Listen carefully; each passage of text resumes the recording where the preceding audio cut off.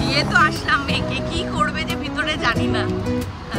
তো হ্যাঁ, আমি এতদিন বলিনি কোথাও ভর্তি হয়েছে, দেখবে হয়তো আমার ব্লগে। ওকে দেখেছি মানে ওর শরীর আমি ভেঙে যেতে দেখেছি। ও এত সুন্দর একটা এই মানে স্কুলের চাপে মানে যাতায়াত এই সমস্ত প্রায় 1 থেকে 1.5 ঘন্টার মতো লাগে যাতায়াতে। অনেক দিন পর ব্লগ করছি, প্রায়। গুড মর্নিং এভরিওয়ান, কেমন আছো তোমরা? আশা করি তোমরা বেশ ভালো আছো। আজকে ইচ্ছে জীবনের খুব গুরুত্বপূর্ণ একটা দিন, যেটা তোমাদের সঙ্গে পুরোটাই শেয়ার করতে চলেছি। যেরমটা দেখলে ইচ্ছেকে প্রত্যেকটা দিন এরম করেই ঘুম ভাঙায়। পুরো ব্লগিংটা শুরুই আমার ইচ্ছের জন্য, আর ওর একটা গুরুত্বপূর্ণ দিনে আমি ব্লগ করব না সেটা হতে পারে। আর সেটা হলো ও আজকে হাই স্কুলে প্রথম দিন। আজকে ও যাচ্ছে হাই স্কুলে।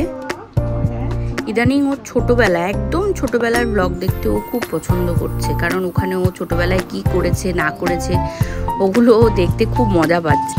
আজকের দিনে দাঁড়িয়ে ও যখন আরেকটু বড় হয়ে যাবে, তখন আজকে প্রথম দিন ও স্কুলে যাচ্ছে এই ব্লগটা দেখেও ও খুব মজা পাবে, আমি জানি। ড্রেস পরে নিয়েছে বাবা, একা একা মজা করছে আবার। পণ্ডিত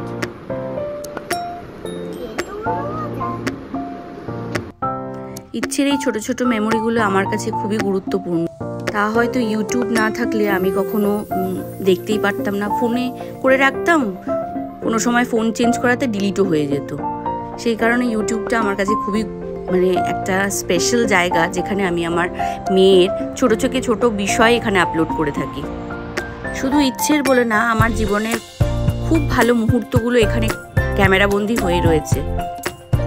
আর বেশি কথা না, এবার ইচ্ছেকে ভালো করে রেডি করিয়ে স্কুলে পাঠাই ঝটপট করে।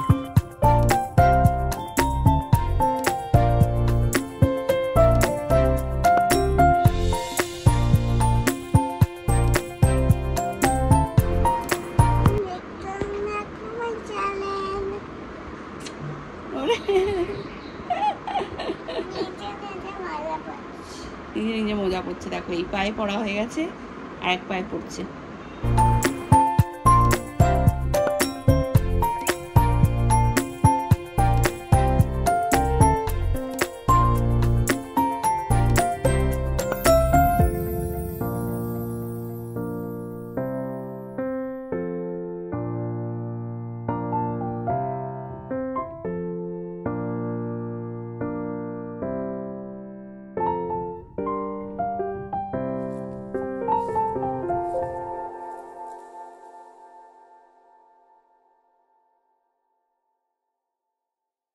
বলো দাদু ভাই, দাদু ভাই, দাদু ভাই, দাদু ভাই ছবি, দাদু ভাই ছবি। নমস্কার।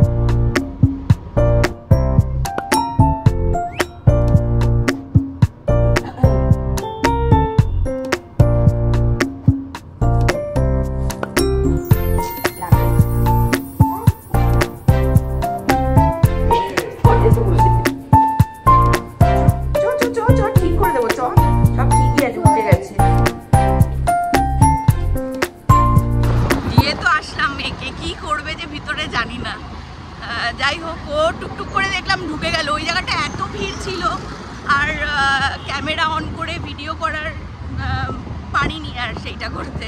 তো যাই হোক, চলো।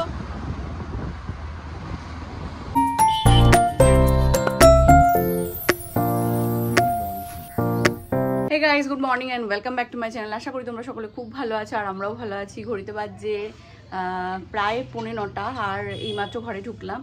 একটু টুকিটাকি কাজকর্ম ছিল, সেগুলো করে শুভময় আর আমি তাই একটু দেরি হলো। জানি না কি করবে কি করছে জীবনের, মানে বলতে হয় প্রায় 12 পর্যন্ত এই স্কুলেই থাকবে। তো হাই স্কুলেও ভর্তি হয়ে গেল। তো হ্যাঁ, আমি এতদিন বলিনি কোথাও ভর্তি হয়েছে, ও বিডি মেমোরিয়াল ইন্টারন্যাশনাল স্কুলে ভর্তি হয়েছে, যেটা আমার বাড়ির খুবই কাছে। আমার ফার্স্ট প্রায়োরিটি ছিল আমার বাড়ির খুব একদমই কাছে আমি দেব, কারণ বাচ্চার কখন সুবিধা অসুবিধার ব্যাপার থাকে, যাতে আমরা ঝট করে কোনো কিছু হলে পরে আমরা ঝট করে চলে যেতে পারি স্কুল থেকে। আর শরীর খারাপেরও ব্যাপার আছে, তো আমার ফার্স্ট প্রায়োরিটি ছিলই যে আমি একদমই কাছে কোনো স্কুলে দেব। আর যেহেতু আমি চাকরি করি, শুভময় কাজ করে, মানে ব্যবসা করে, বিজনেস করে, তো সেই কারণে আমাদের খুব একটা দূরে স্কুলে দিলে, আমার অন্য স্কুল ইচ্ছা ছিল প্রথম থেকে, সবারই ইচ্ছা থাকে ভালো, সব বাচ্চাকেই, তার একটা মাত্র করে সন্তান হয় এখন বেশিরভাগই, সব বাচ্চাকেই ভালো স্কুলে দেওয়ার। তো আমি অন্য স্কুলে ভেবেছিলাম দেবো, কিন্তু সেটা আর হলো না পসিবল, কারণ ডিস্টেন্সের জন্য। আমাদের বাড়িটা এমন একটা জায়গায় যে যেখানেই দিই না কেন প্রচণ্ড দূর হয়ে যাবে, তো বাচ্চার পক্ষে আসা যাওয়াটা একটা ধকল হয়ে যাবে। তো সেই কারণে আমি প্রথম থেকেই চেয়েছিলাম। আমার দাদার মেয়েকে দেখেছি, মানে শ্রী, দেখবে হয়তো আমার ব্লগে, ওকে দেখেছি, মানে ওর শরীর আমি ভেঙে যেতে দেখেছি। ও এত সুন্দর একটা বাচ্চা ছিল, ওর এই মানে স্কুলের চাপে, মানে যাতায়াত এই সমস্ত, ওর প্রায় 1 থেকে 1.5 ঘন্টার মতো লাগে যাতায়াতে। তো ওই ওতে না, ওই যাতায়াতে ওর শরীর আমি ভেঙে যেতে দেখেছি। তো আমি ওটা দেখে না আমার খুব বাজে লেগেছিলো, এত সুন্দর ফুটফুটে একটা বাচ্চা, ওর মানে একদম রোগা কালো হয়ে গেছে পুরো একদম। তোমরা এখন আর আগের স্ত্রীর মধ্যে কোনো মানে বিশাল তফাৎ, মানে তোমরা চিনতেই পারবে না প্রায়। ওই তখন থেকে আমি ডিসাইড করেছি যে আমি বাবা যাই হোক না কেন আমি কাছেই দেবো আমার বাচ্চাকে। কারণ কি, ওই শরীর অসুস্থ করে বাচ্চাকে পড়াশোনা করিয়ে লাভ নেই।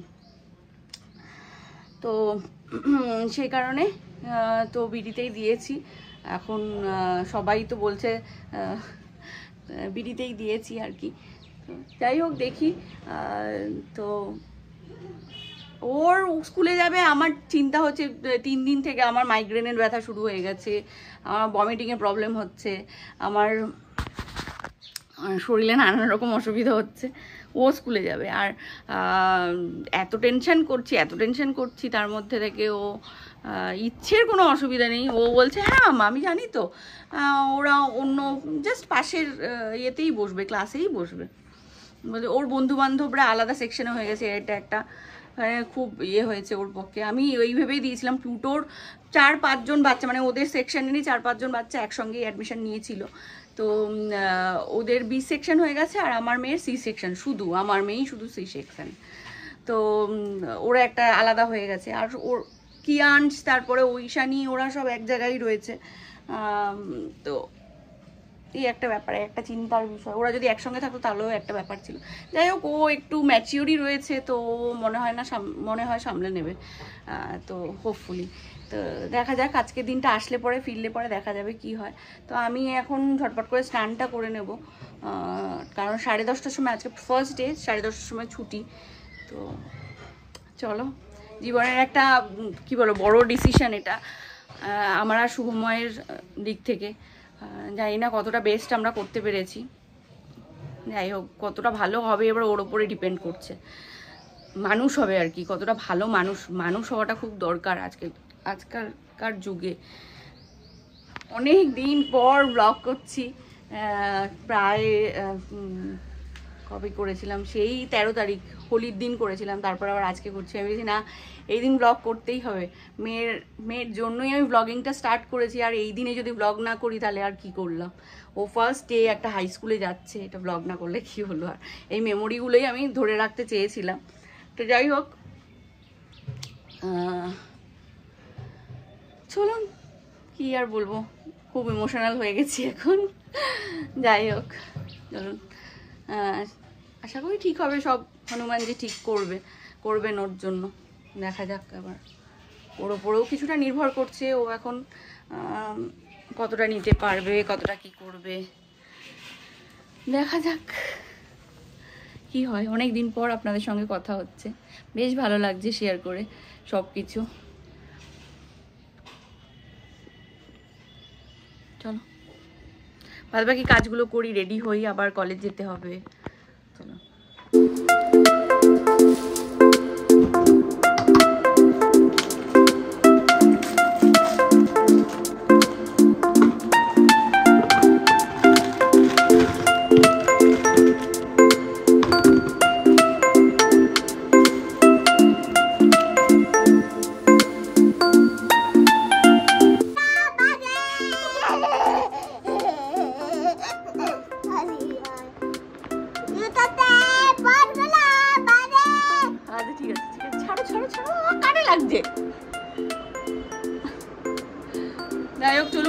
আস্তে আস্তেই ঢুকেছে বাড়িতে। খুব চিন্তায় ছিলাম যে কি করবে না করবে।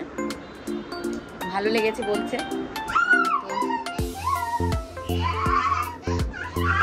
যাই হোক চলুন, আমি অফিসের জন্য রেডি হয়ে গেছি। ওকে আর আনতে যেতে পারিনি কারণ পুজো দিলাম একটুখানি। আর শুভময় বাড়িতে আছে, ও মনে হয় দুপুরবেলার দিকে একটুখানি বেরোবে। আর পেখমরা যাচ্ছে পুরীতে, তো তার জন্য পেখমের জন্য না ওই সানগ্লাস কিনেছিলাম, দিয়ে দিয়েছি। পেখমের মার জন্য সানগ্লাস কিনেছিলাম, দিয়ে দিয়েছি। আর জুতো একটা ক্রক্স কেনা হয়েছিল, ক্রক্সটা আবার ওর পায়ে ছোট হয়েছে, তো ওই ক্রক্সটা আবার পাল্টে দিয়ে আসবে শুভময়, কারণ আজকেই ট্রেন ওদের। তো যাই হোক আমিও একটু টেনশনে রয়েছি। ওরা সেরকম করে একা কোথাও যায়নি, তো আমার একটু চিন্তাই হচ্ছে। তো যাই হোক ভালোই ঘুরবে আশা করি। জগন্নাথের কাছে যাচ্ছে, জগন্নাথই ভালোভাবে রাখবে ওদেরকে। তো চলো আমি অফিসের জন্য ঝটপট করে বেরিয়ে পড়ি। Good evening.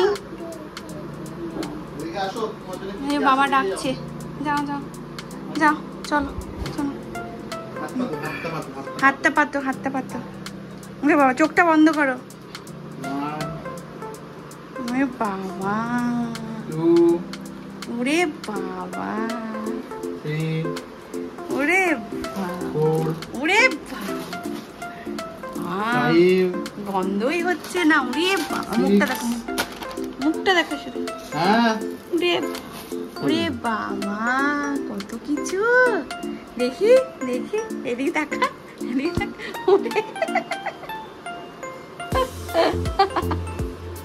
এগুলো সব কে দিয়েছে? হ্যাঁ, পেখম দিদি দিয়েছে। Right right right. না তাই? ও, ওই যে পেখম দিদিটা যা কেনে তোমার জন্য দেয়। অল্প না? অল্প কেন? এরকমই, এইটুকুনি থাকে, বেশি না, এইটুকুনি থাকে। তুমি এখন কোনটা খাবে? বিস্কিট নয় কেক নয় সন্দেশ, কোনটা? বিস্কিট। 8:30 কি 9টার মতো বাজে, আর হুট করে ভুটু ভাইয়ের আগমন। আর ভুটু ভাই আসলে ইচ্ছে দিদিও খুব খুশি থাকে, আর ভুটু ভাই ইচ্ছে দিদি থাকলে ভুটু ভাইও খুব খুশি থাকে।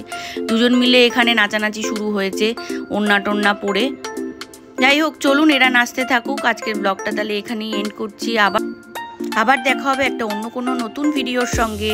তো সবাই ভালো থাকবেন, সুস্থ থাকবেন, সাবধানে থাকবেন। টাটা।